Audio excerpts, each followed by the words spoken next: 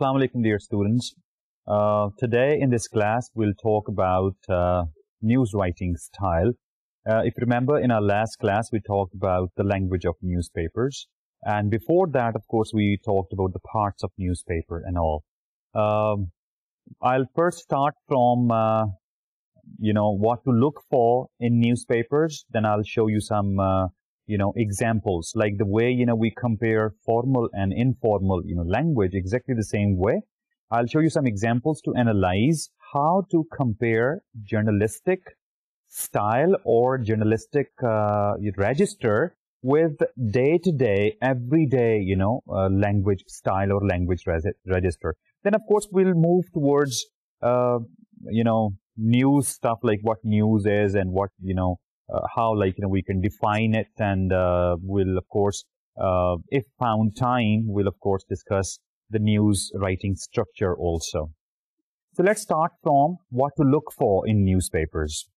Here, 6 points, are there which you need to keep in mind. First of all, register. Now, what is register? Well, register is a name of three things: mode, manner, and field. Before I discuss what mode, manner, and field is, keep in mind register, fundamentally speaking, is the language choices for the purpose or the people you are using it for. I mean, the use of words, the use of structures, according to who you are talking to or according to who you are writing for. This is actually, the fundamental definition of register. Now, register is actually a study of three elements, which I just discussed with you: mode, manner, and field. Now, mode actually means what? Mode is, it can be oral or it can be written. Of course, journalistic writing has written mode. It means, of course, journalistic writing is more formal, business, actually, frankly speaking. And the second thing, manner. Now, manner actually means relationship between, the participants. Here, the participants are what? The participants are, of course, two. Number one, let's say the journalist or the reporter, and number two, the reader. Now, relationship between, of course, these two. And this relationship can be formal or it can be informal. Like, if you remember in our last class, we talked about tabloid newspapers and, broadsheet newspapers. And if you remember, tabloid, journalist and readers, relationship in tabloid newspaper, of course, is informal. I mean, when we say it's informal, it means the language choices are actually informal. I mean, you find lots of colloquialism, lots of, these slangs, for example, and lots of jargon, is very much visible in reports and in news. And if the relationship is formal, like in broadsheet newspapers, for example, then you would find a show of very formal, globally standard, language. And then, of course, ideology of the newspaper. When you are writing something for your readers, of course, then you, of course, have an ideology, to serve. That ideology can be, if you remember, tabloids' ideology is actually to pack stories for entertainment, for the readers, to engage readers, emotionally, not intellectually. And the ideology in front of, broadsheet newspaper people is what? Of course, the representation of, truth, the facts and figures, actually, the very objective details. Therefore, ideology is also very important to keep in mind in the manner point of, the register. And then, of course, the purpose of that, news writing. The purpose is to persuade people or to educate people or to entertain people or simply to inform people. So these, factors you have to keep in mind when you go write for newspapers or you analyze the stories of the newspapers. And the last thing of the register is, of course, the subject. Now, subject, let me call it the field, actually, which I use the technical word. Now, field actually means two things. Number one, the subject matter, actually. the thing you are talking about, and number two, or the field about which the story has been written, and number two, the journalist's approach. You can call it angle also, like I told you before. Very generally speaking, every piece of news can have, two sides, like the way we say, two sides of the coin. Exactly the same way, there can be a darker side, there can be a brighter side. So what actually approach has been followed, by that journalist, for his readers. So this is all about, register. Please do not forget, every field has its own register. I mean, we can call this way that journalistic register, for example. I mean, journalistic register, when we say, it means the language used by the journalists. All the standards, which we talked about in our last class, of course, they make up, a journalist's register. Here, register actually means, you can say, a pool of rules and regulations, a pool of like, shape and form of the language, which a journalist uses for his readers. And we can have legal register. There are business registers, for example. There are social registers also. There are like, some scientific registers. There are some technical registers, These are all what? These are all shape and form of the language, which all these people use, to convey their messages. Exactly the same way, like journalists, of course, they do have their registers. And frankly speaking, all newspapers, they do follow style manuals as well. I mean, name any big newspaper, for example, international level newspaper, or even like, name some big newspapers of your country also. You would see that journalists from those newspapers, they follow some style manuals. Now, what are style manuals actually? Style manuals are, you can say guidelines for the journalists, towards, of course, number one, the language, towards, of course, number two, the typographical features, and number three, of course, about, different purposes and how to serve those. I mean, if you are writing to inform, or you're writing to persuade, or you're writing to entertain, then what approaches, you can adopt. And of course, some guidelines on angles as well. So these style manuals are actually with every journalist, whether he is novice or he is professional. So they, of course, guide and very, strongly bind the journalists, towards the global also, plus the very localized, I would say, the principles. I mean, when I say standard, globally standard, of course, from language point of view, the standard form of language, which is globally understood. Number one. Number two, you can also have some rules and regulations, some principles also, which have been set by you. And this is how you make your newspaper look different from other newspapers, or you make your newspaper's language look different from other newspapers. The question of formality at times also is in your hand. I mean, your language choices, your word choices, make your report look more serious or less serious, I mean, informal. So this is how, registers, of course, function. Second important thing is the lexes. I mean, you have to see what types of words, you are using in your news and in your report, whether they are formal or they are informal. And you have to check their style. Are they appropriate? The element of precision in your word choices. And then you have to check the connotations also of your word choices. Look here, words can have, I mean, we can see words through denotations and connotations. I mean, denotations are, of course, words with meanings which are, of course, same to everybody. And connotations, they are words with some special associations, Some words can have negative associations with, some words can have positive associations. And the use of connotations can be accidental or can be intentional. I mean, it depends upon the journalist, actually, that he is deliberately using such words, which have negative or positive connotation, or they are using it, or they have been used, actually, you can say unintentionally, accidentally. Plainly speaking, words which are denotational, of course, they are safer words. I'm not saying, when I say safer words that, you should only use denotational stuff. No, you can use connotational. Depends, how you're using it. But denotational, of course, entries will be understood by everybody the way they are understood, of course, to you. So you have to, take care of these things. And, of course, very important feature of lexes, especially in, news writing, is the use of modifiers, as I talked about in my last class also, that be very careful about the use of modifiers. Of course, modifiers are used to expand your meanings, expand your ideas.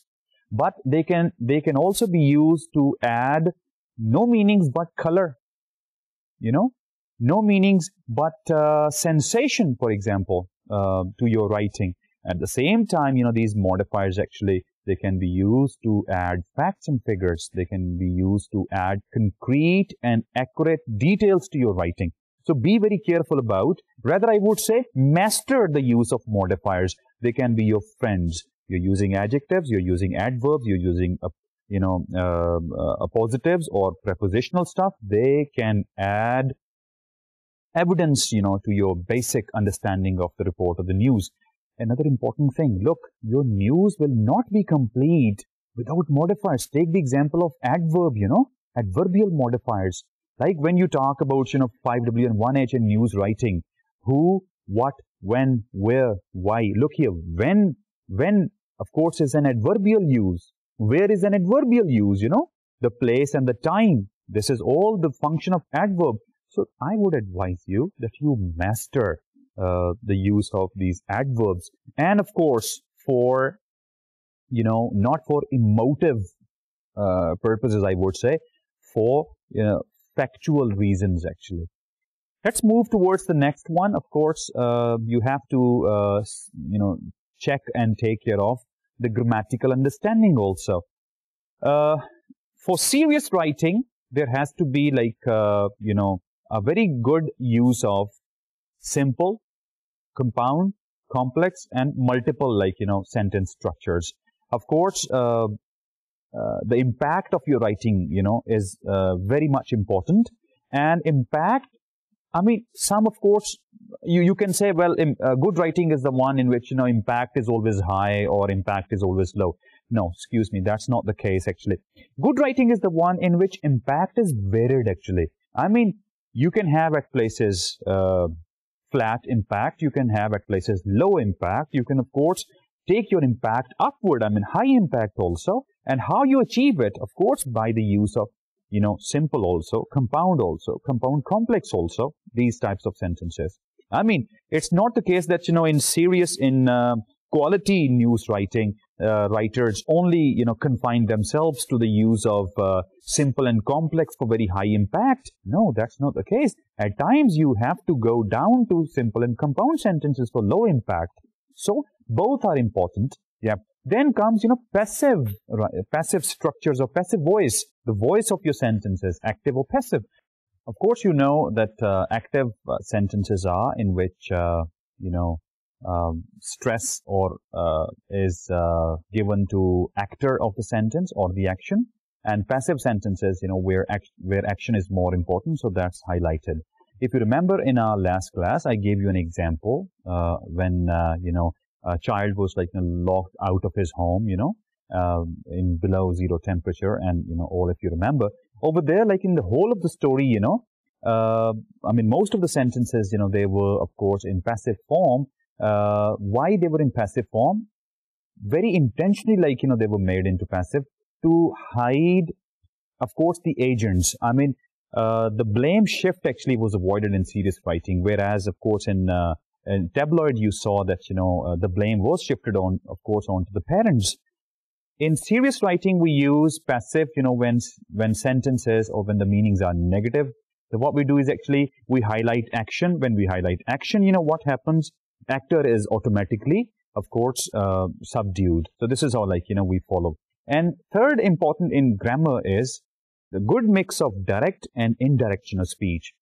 Of course, you will be using reports, of course, in reported speech, but at the same time, inclusion of direct speech actually brings, I would say, authenticity to your writing.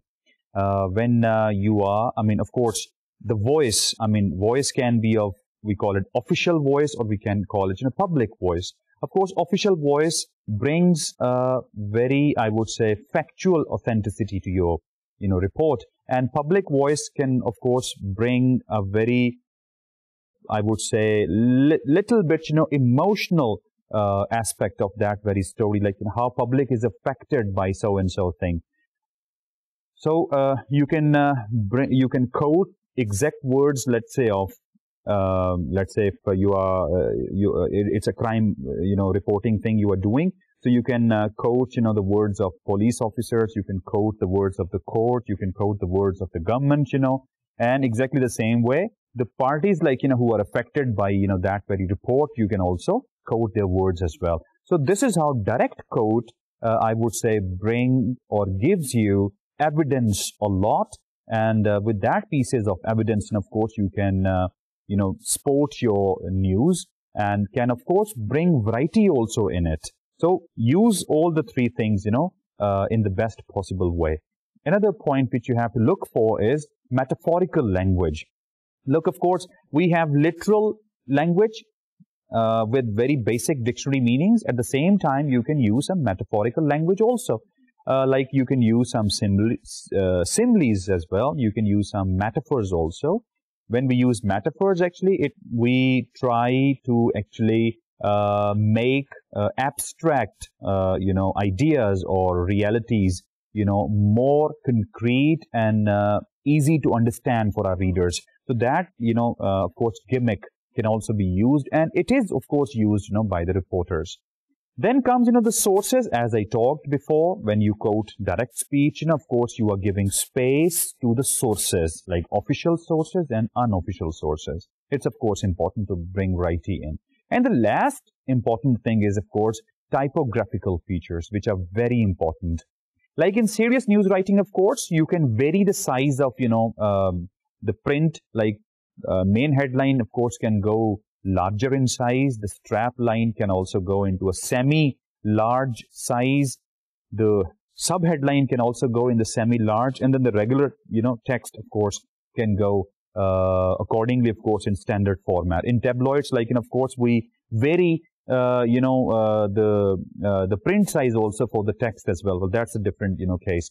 For typographical features, I mean, other than these main headlines, you can go for, if you're quoting somebody, then of course you can go for some punctuation marks, over there.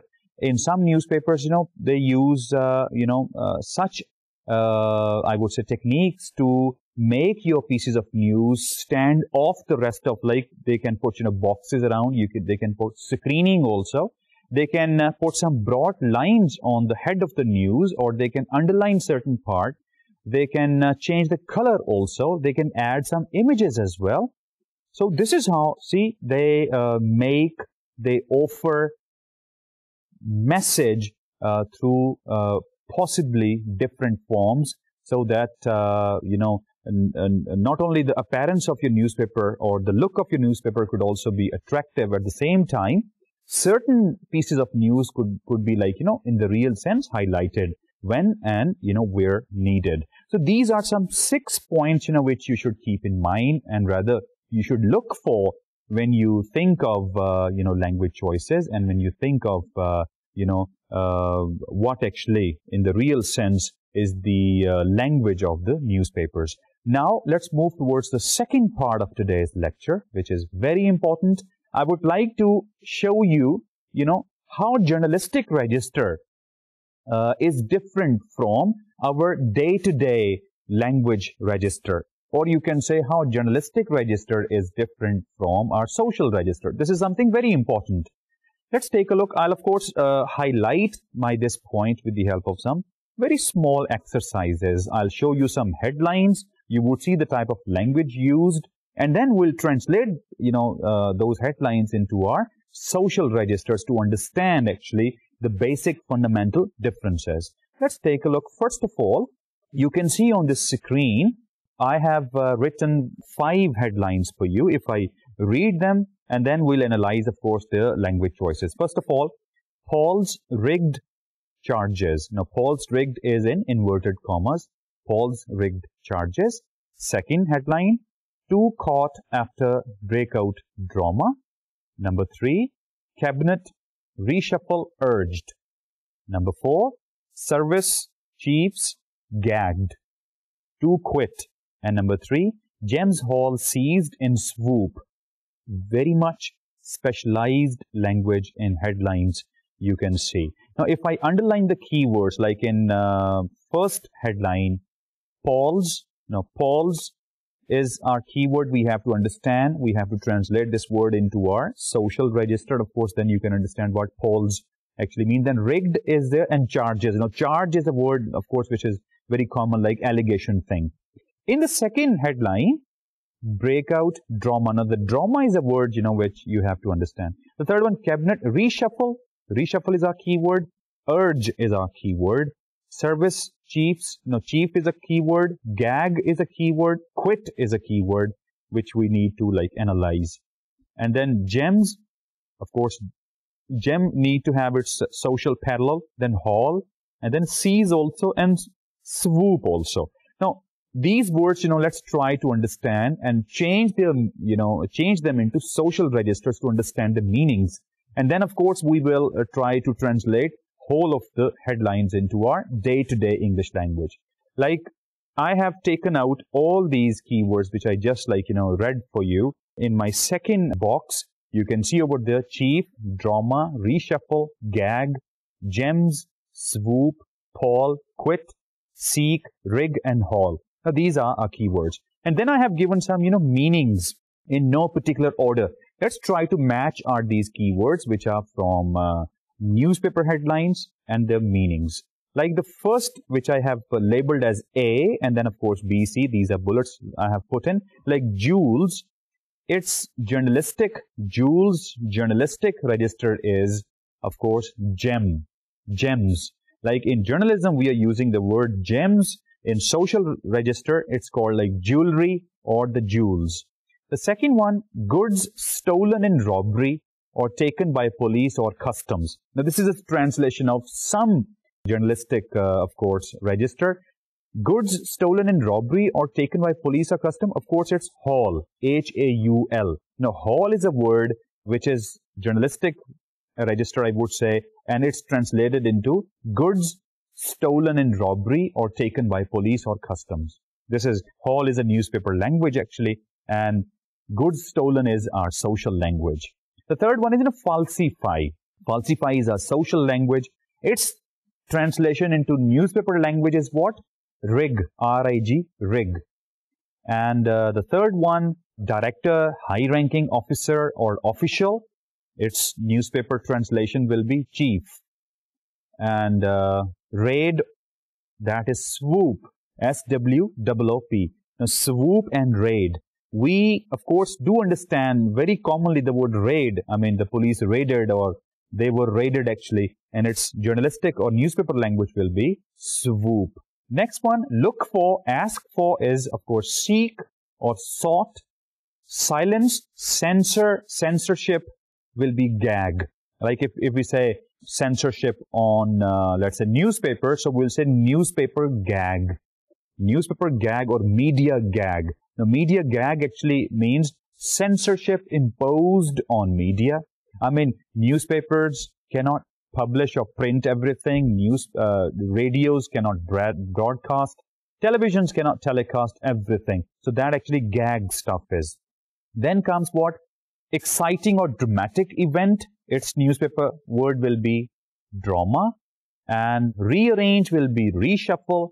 Resign will be quit.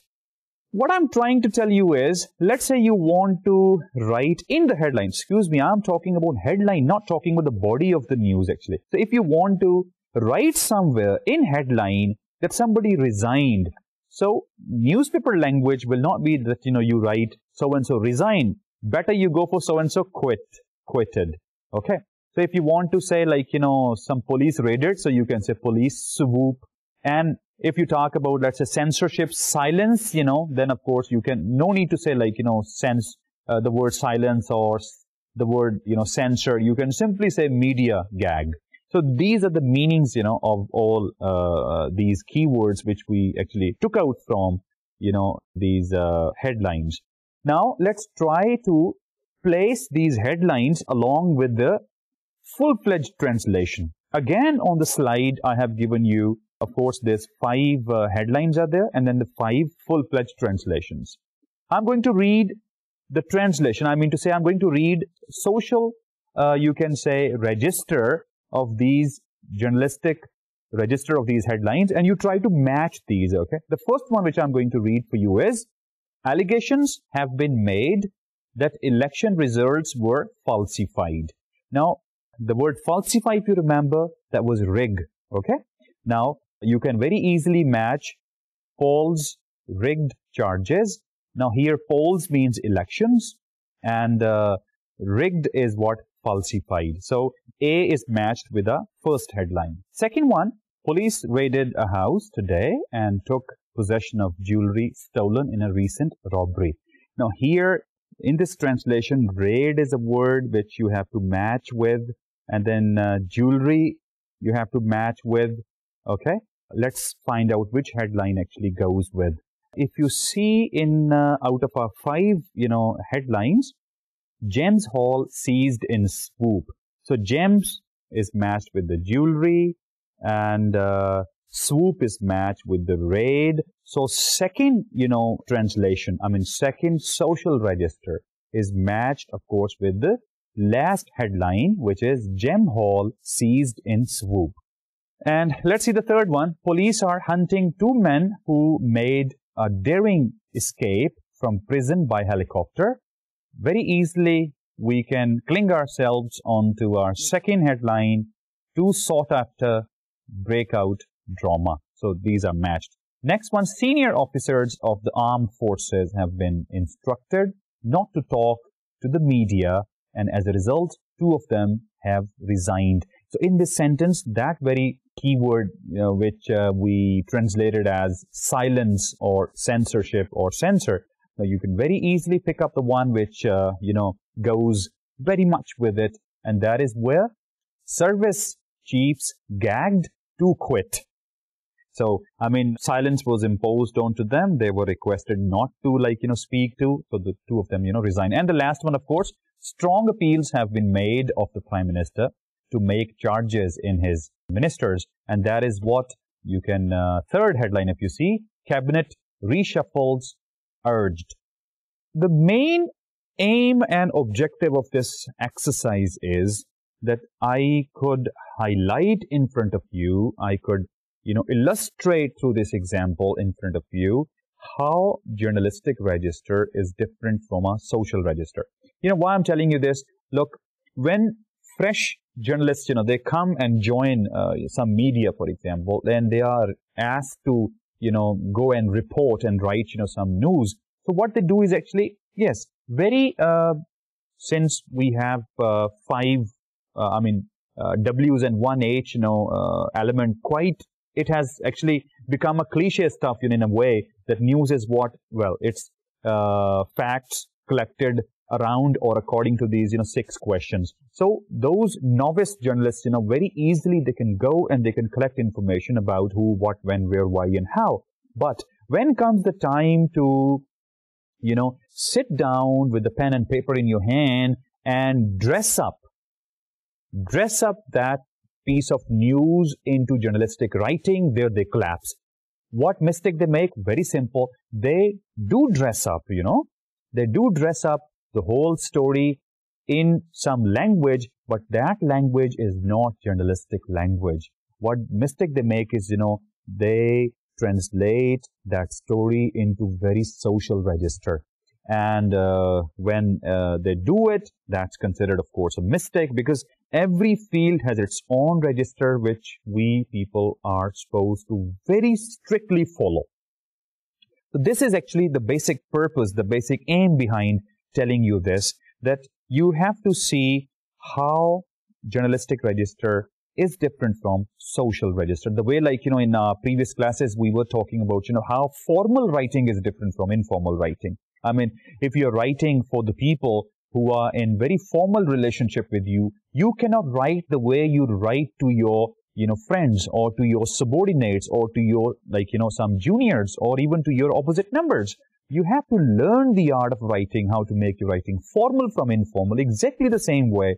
It's your actually responsibility as a novice journalist, to learn the art of journalistic writing, which is totally different, of course, from your, socially the way, of course, we write or we convey our messages. One more exercise, then, of course, we'll switch over to our, news understanding and, of course, its, news structures. Here in this exercise, again, I would show you some new, headlines, and then we'll find out the keywords. We will get to know the, meanings, and then, we can translate all those exactly the same way. Like the first one, editors urge end to press gag. India seeks US aid. Gem smugglers caught in port swoop. Bank raid, cash haul found, 3 charged. Head quits over rigged exam results. Rail chiefs reshuffled after big losses. Government defeated in pool drama. Now, this is again the display of the same keywords, which we've just discussed before. First sentence I'll analyze and then move towards our next, exercise. Editors urge end to press gag. Editors, they urge means they, of course, requested to stop this censorship. So India seeks US aid. Seeks means, want. So India wants, United States aid, actually. Gem smugglers caught in port swoop, gem, jewelry, actually. Those smugglers, who smuggled jewelry, they were caught, actually, in a police raid. So it's the same thing. Let's move our next exercise.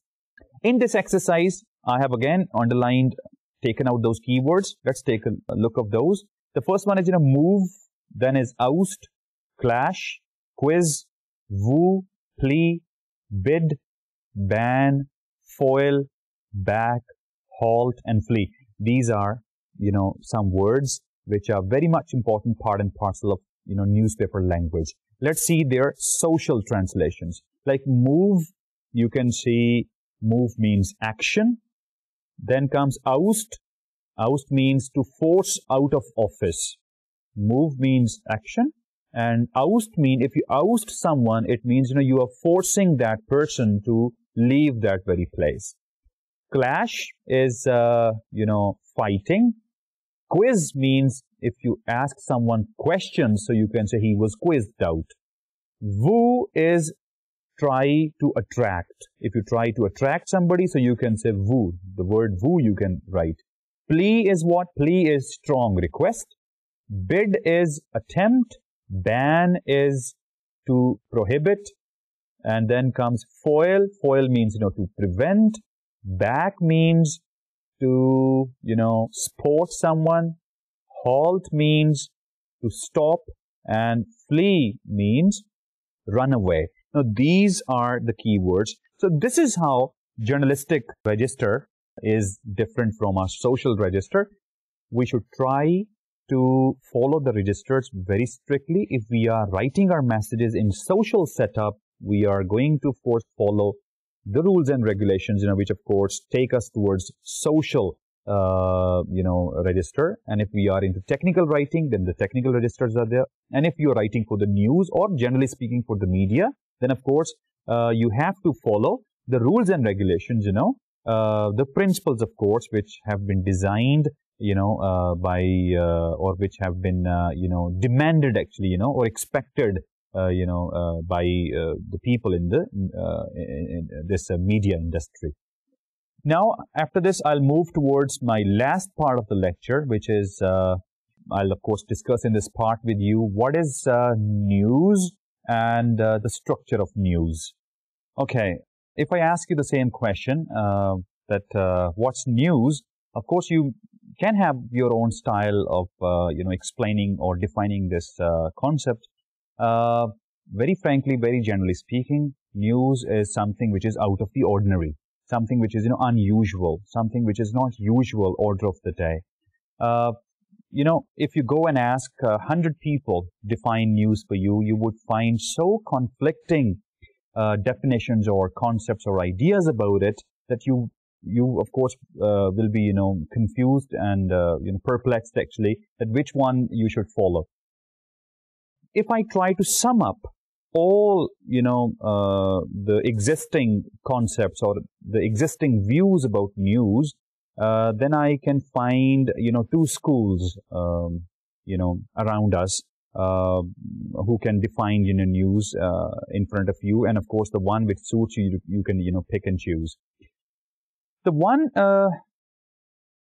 concept about news is that news exists in this world. Journalists do not create news. Keep in mind, it exists all around you. Journalists do not create it. What they simply do is they have a medium actually. Let's say newspaper, let's say TV, let's say radio, let's say internet, for example. They have this medium, and they simply convey that news to the readers. So this is how like the news stuff is. Means news is present around us. Simply what journalists do, they don't create it, they don't craft it. Simply they convey it to the people who want to know that. Second view, very I would say contradictory to the same one. They say that these are journalists actually who create news. Journalists they tell, or reporters tell readers what they should read. I mean, of course readers I mean, there are two types of attitudes about news. They want and they ought to. When I say they want, of course everybody is after interesting stories, and maybe nobody is after important stories. So this is what actually the difference of want and ought to is. People may be interested in some interesting stories, but journalists actually, they decide what is important for the readers. I mean, not want, what readers ought to read actually. So this is what actually the second school of thought says. There is one, of course, cliche also, which, of course, about the news, that, as I told in the beginning, that news is what, this is something out of the ordinary. So that cliche, I don't want to repeat, but, well, it's a part and parcel of it, that, man bites dog or dog bites man. So which one, like, makes a story? Of course, the one which is an unusual, out of the ordinary, like, event or happening, of course, becomes the news. Let's come out of this, debate and, finally reach some point in deciding what event or what happening becomes a news. There are 7, actually, you can say points, or you can say this is a yardstick, upon which you can declare some piece of event as whether it's a news or it can be a news or not. Can it win a space, in the newspaper, whether on front page or inside page or the back page or somewhere in the supplement or in the magazine? These 7 points are important. Let's take a look at these. The first point is impact. When we are to decide whether so-and-so event or happening is a news or not, ask yourself this question: what's the impact of that happening? What's the impact of, that incident? If a large number of people are affected, by, when I say affected, it means direct or indirect effect of that, event, then, of course, that piece of news is a tellable news, or that can be called a news, and people, of course, will be interested in knowing about. The second point is proximity. Now, proximity actually means the distance, Very frankly speaking, something which is happening here or something which is happening somewhere there, Of course, I'll be more interested in knowing about what is happening around me, Something which is happening in Pakistan or things happening, let's say, in Indonesia, I'll be more interested in knowing about things which are happening closer to me. So, proximity is the standard, point, or the second point to declare some piece of event or happening. Can it be a news or not? Check the distance. People are interested in knowing about those events which are closer, The third point will be timeliness. I mean, this very second, this very minute, this very hour, this very part of the day, today, This is the time yardstick actually for the news. Something, which happened yesterday, something which happened, day before yesterday, may not qualify to be called a news or to, get a space in the news. The currency is something which is important.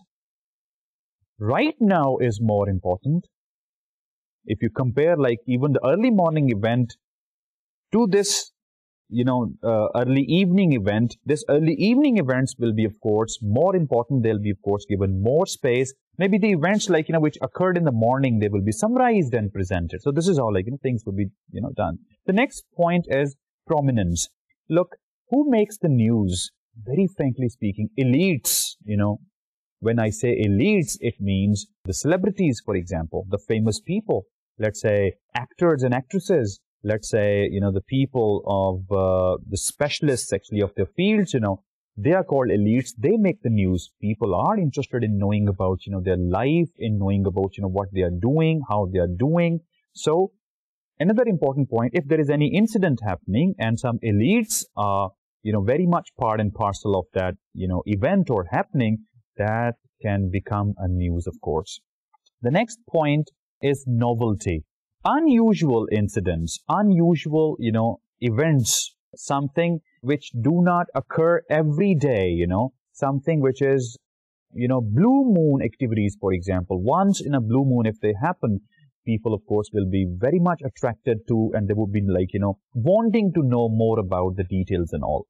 Conflict is another yardstick, to call some, happening or some event or some facts and figures, as news, and they can, of course, win, some space in the newspaper. Conflict means difference of opinions. Of course, when people will group together, of course, they are going to have clashes. Clashes means, they are going to have difference of opinions. People bring different perceptions, When people bring different perceptions, their opinions clash, against each other. And there originates what? Of course, the news. I mean, if you remember, two, political theories, like, we came to know, like, of course, they, like, were 15, 16 years before, but, like, their relevance, like, people saw in the last 5, 6 years, like the one Francis Fukuyama's, theory, end of history, in which, he said, well, the history has ended. So-and-so, philosophy has won the battle, and whosoever wants to exist in this world has to bow down to that philosophy. And this was conflicted by, Huntington, Dr. Samuel Huntington's theory, clash of civilization. Now, when ideas clash, when theories clash, when people clash, I'm talking about intellectual clashes, here through this example. Of course, those clashes become huge stories, for the newspapers. You can find, long debates, long stories, long coverage, given to such events, and even many follow-ups there, like, The last point which can make some event a news is audience. Of course, when there are no audience, of course, no news. So this question, who is the audience? If there are very ordinary people, the activities of, like, whom probably has no interest, for the people, like, who are, let's say, the readers, for example. Of course, that will not be, the news. So the audience thing, I mean, people, the parties of that, like, very event, of course, will make that incident a news, of course. Let's move ahead and find out what's the ABC of news writing. Well, there are 3 important characteristics, for the news writing. Number 1, as I said, like, ABC, A for accuracy, B for brevity, and C for clarity. News is something which has to be accurate and which has to be concrete, which has to be factual, which has to be very objective, has got nothing to do with the subjectivity. It has to be, of course, intellectual, based on information, following all WH, questions and all. It has to be accurate. All the facts and figures, all the pieces of evidence, which you give in your news all the direct quotes, which you give, they have to be very much accurate. This is what actually your readers expect from you. This is what actually we call trust. Therefore, you have to take special care actually towards, finalizing your news based on accuracy. The second point is brevity. Look, newspaper, there's a huge traffic in there. Yes, you can say like, the size of the newspapers now increasing day by day. That's increasing by because they don't have less space. So there's a huge information traffic inside. Not every event, not every incident, or every happening can win space. Even an inch of space, people have to think twice. Should it be given or not? Stories are being edited. They are being shortened, from 100 word to 50 to 20 to just a mentioning of a line or just 10 words. So this is how, space is something which is, I would say, an expensive deal, for the newspaper. So, second important characteristic of news is that it has to be as brief as possible. So the brevity is a huge question, for the news writing. Of course, what is brevity, wordy expressions, you should not use in your report. Only relevant statements, you should give in your news. And any repetition, if it's there, should delete that, omit that. Then, of course, your news will be to that size, which can, of course, get some space in any newspaper and could reach, of course, to your readers. And another important thing, readers, they do not have time, to go into fictional details, actually. So make your news extremely compact so that in one eye, your readers could really understand what actually you are trying to say. But of course, it should not be incomplete. The sense of completion, has to be very much there. And the third characteristic out of ABC is, of course, the clarity. You are going to use short, familiar, but standard language. You are going to use very effective sentences and paragraphs. Try to achieve readability, which we talked about in our early classes. What is readability thing? Readership, actually. Try to write for the global reader. Don't try to write for a very limited reader. When I say limited and global, it means make your writing which could be read by an average reader, actually. Don't try to make it more technical, or don't try to make it, more grandiose, actually, so that, only educated readers could read. Newspaper is for every person. And the last point is that try to include sources, official and unofficial. This is how you give voice, actually. You add voice to your report and you make it more authentic. Now, I would like to move towards the structure of your report. For the structure, I would like to quote John Dyke, who very nicely tried to sum up what actually is a news and what news is composed of. His words I would like to read for you. He says, I want stories to startle and engage me. Now, please keep in mind these two words, startle and engage. I want stories to startle and engage me within the first few sentences. Look, the element of brevity is also there.